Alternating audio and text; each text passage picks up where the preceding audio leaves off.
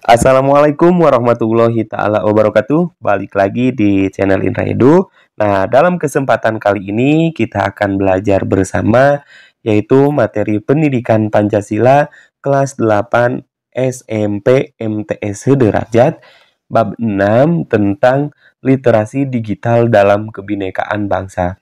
Adapun sub pembahasannya itu adalah bagian A, merawat kebinekaan bangsa melalui literasi digital.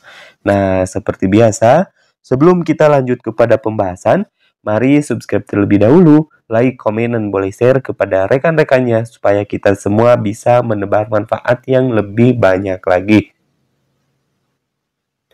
Adapun tujuan pembelajaran dalam video kali ini, yaitu peserta didik diharapkan mampu menghayati pentingnya merawat kebinekaan bangsa melalui literasi digital.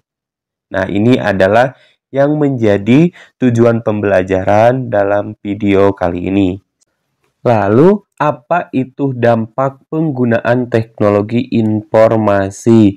Nah, sebagaimana kita ketahui bersama bahwasanya teknologi informasi ini adalah sebagai bermata dua gitu ya, ibaratkan pedang bermata dua, yaitu ia bisa menghadirkan manfaat ya, namun juga berpotensi memunculkan mudorot, tergantung bagaimana penggunaannya.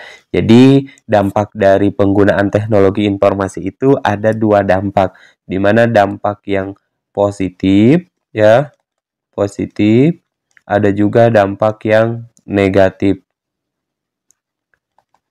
Nah, perlu kalian ketahui juga bahwasanya penggunaan internet hadir dengan berbagai macam latar belakang gitu ya. Jadi yang menggunakan internet ini dari berbagai latar belakang.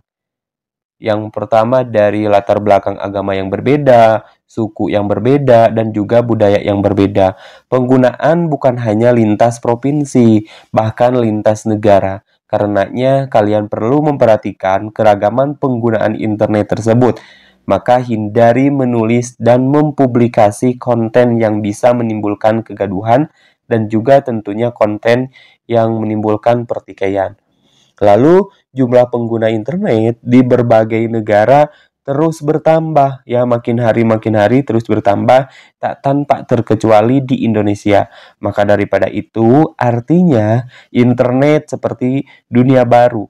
Penggunaan internet di Indonesia termasuk 10 besar di dunia, baik dari segi jumlah pengguna maupun rata-rata lama menggunakan internet dalam sehari. Lalu apa sih yang menjadi permasalahannya? Nah, yang menjadi permasalahannya itu ketika konten-konten atau informasi yang tersebar di dunia maya itu bermuatan negatif. Misalnya apa?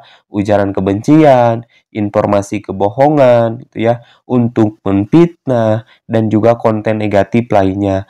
Maka hal itu sangat berbahaya dan mengancam kerukunan dalam kebinekaan, tentunya seperti itu. Lalu nilai luhur bangsa Indonesia yang terbiasa hidup rukun dalam kebinekaan itu bisa terkikis laun lambat laun seperti itu. Nah, berita atau informasi bohong yang dipublikasikan secara berulang-ulang, secara perlahan, maka akan mempengaruhi opini publik, bahkan bisa jadi pada masyarakat yang tingkat pendidikannya rendah, secara perlahan-lahan akan dianggap sebagai kebenaran. Lalu juga penelitian yang dilakukan oleh Van der Vliet dari Universitas Tennessee membuktikan data itu. Nah, oleh karena itulah penting sekali memberikan literasi digital bagi masyarakat Indonesia, terutama pada generasi milenial sebagai digital native atau generasi yang baru-baru ini sedang ramai seperti itu ya. Adapun literasi digital itu meliputi apa saja?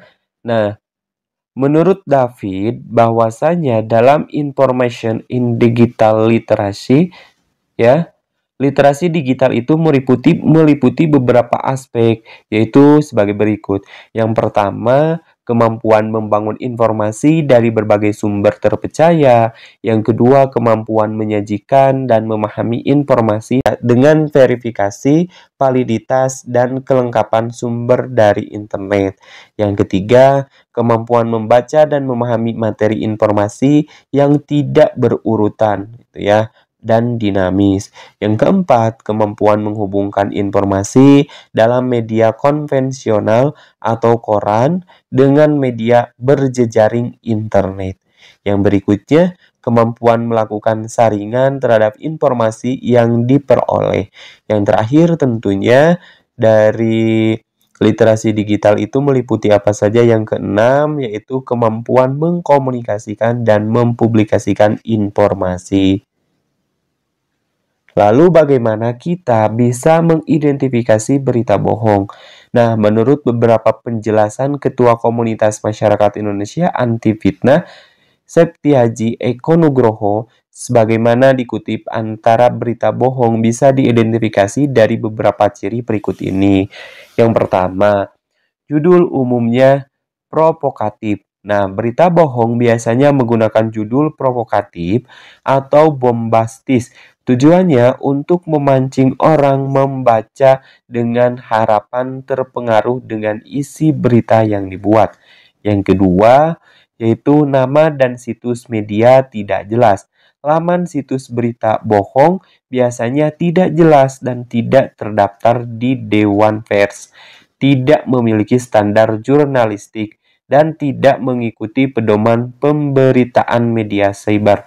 Yang ketiga, nama penulis berita tidak ada. Berita bohong biasanya tidak mencantumkan nama penulisnya, sehingga tidak jelas siapa yang bertanggung jawab. Nama penulis merupakan standar dalam sebuah pemberitaan. Ini menunjukkan siapa yang tanggung jawab atas pemberitaan yang dibuat. Yang keempat, foto hasil editan. Nah, berita bohong biasanya menggunakan foto-foto yang sudah diedit untuk mengesankan efek dramatis, kemarahan, dan emosi lainnya yang ingin dicapai pembuat berita. Karenanya, cek keaslian foto dengan melakukan penelusuran melalui Google. Nah, itu beberapa di antaranya cara kita supaya kita bisa mengidentifikasi beberapa ciri berita bohong. Pertama, yaitu yang harus kita perhatikan pada umumnya judulnya itu seperti apa. Apakah judulnya tersebut itu mengandung berita-berita yang menyudutkan seseorang, ataupun lebih tepatnya adalah judulnya itu provokatif, seperti memancing orang-orang pembaca untuk terpengaruh gitu ya, mudah terpengaruh terhadap isi berita yang dibuat, ataupun menggunakan judul-judul yang supaya mudah dipercaya oleh orang-orang banyak. Yang kedua selain judul yaitu nama dan situs media tidak jelas. Nah, yang ketiga, nama penulis berita tidak ada gitu ya, karena nama penulis berita ini bisa dikatakan atau menunjukkan siapa yang bertanggung jawab atas isi atau pembuat dari berita tersebut. Yang terakhir, yang keempat, yaitu fotonya itu biasanya hasil editan. Nah, jadi bisa dilihat ya mana foto asli dan juga mana foto editan.